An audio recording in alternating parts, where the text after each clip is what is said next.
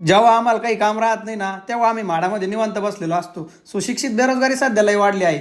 मी जर कधी हरवलो ना इकडे तिकडे कुठंच जायचं नाही, थेट माडामध्ये यायचं. हा लहानपणी नुसता मॅगी खायचा त्यामुळे याच्या डोक्याची पार मॅगी झाली. मंगाच्या दुकानात टाइमपास करू जरा. अय भो, तुम्हाला बॉडी दाखवू राहिला का? थांब जरा, तुझ्यापेक्षा टिबल बॉडी बनवतो आता. पोरं म्हणले चला वळदगावच्या भैरवनाथला जाऊ. काही काम नसल्यावर आम्हाला देव आठवतो. झापूक झुपूक करत बेलापूरमध्ये आलो. बेलापूरचे भजे खाऊ म्हणलं. सध्या लय तारामळ चालू आहे, आयुष्यात लय पाप झाले. आता देवधर्म करू म्हणलं जरा. वळदगावच्या कमानीतून आलो देवळामध्ये. पहिले दर्शन घेतले. मंदिरामध्ये 5 मिनिटं जरी बसले ना तुमचा आठवड्याभराचा स्ट्रेस कमी होतो आणि सकारात्मक ऊर्जा मिळते.